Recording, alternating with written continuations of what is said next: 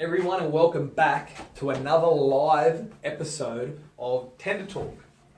So, I'm just going to get all these shared up and we'll try and get as many viewers as possible. So while I'm just going to spend a few minutes of getting it shared up, I need you to tag some friends in the comments below. Last week we talked about brick joints. So you can imagine what's going to be talking about today. I won't tell you right yet, but tag some people in the comments below or share this video if you know someone about to get a tender or who's interested in some different building topics. So I hope everyone's well on this lovely Wednesday morning. It is a very, very nice morning outside, so get up and enjoy the sun.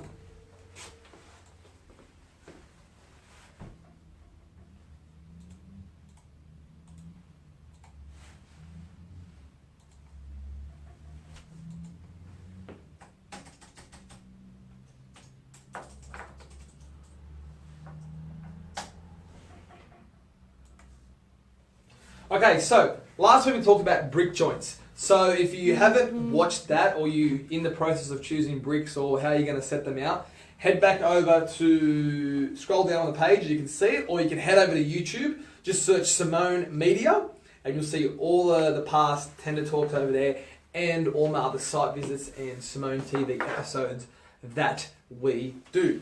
Now today, what we're going to talk about is granny flat power. Now, a lot of people are either knocking down and rebuilding a house and a separate granny flat, or they're adding a separate granny flat. So, you might have some scenarios where, say that's your block, right? And you might have your house up the front and you might have the granny flat out the back.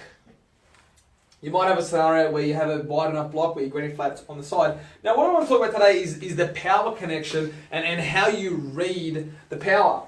Now, you've got to just check on your tenders and have the discussion with your builders on how you actually want this to work, because there are a couple of different ways that you can have this work. Now, you can have a sub-main on the granny flat that actually reads just the granny flat power itself.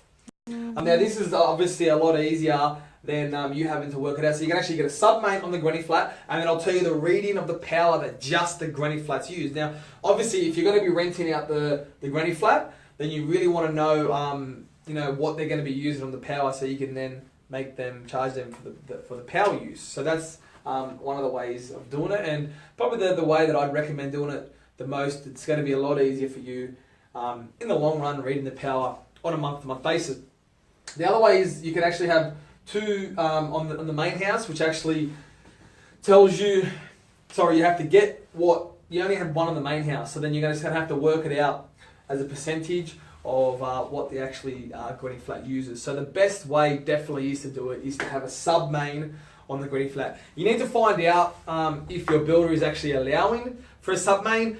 You may not want that. You may just want it all at the main house. You may not want to go down there at all. You may be happy with the whole thing at the main house and you're just working it out and reading it all from the main house. But my recommendation is, if you are going to be renting it out, then definitely have a sub-main on the granny flat. It's going to make it a lot easier for you to, even if they question how you work things out, they can even look at it for themselves. So, if you're in the process of working out, you want to do a granny flat, then definitely consider how the power reading is going to take place, because it's just something that you may not consider until after the house is built. So you would like to consider these things a lot early on.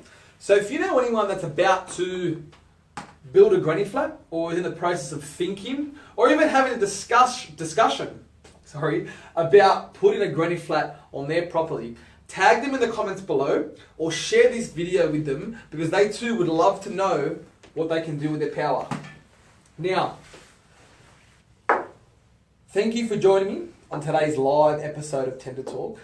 I'd love to get more people involved, so please share this video and let's join in the conversation. If you have any questions or anything you need to answer about the tender you've received, or any questions, please leave them in the comments below.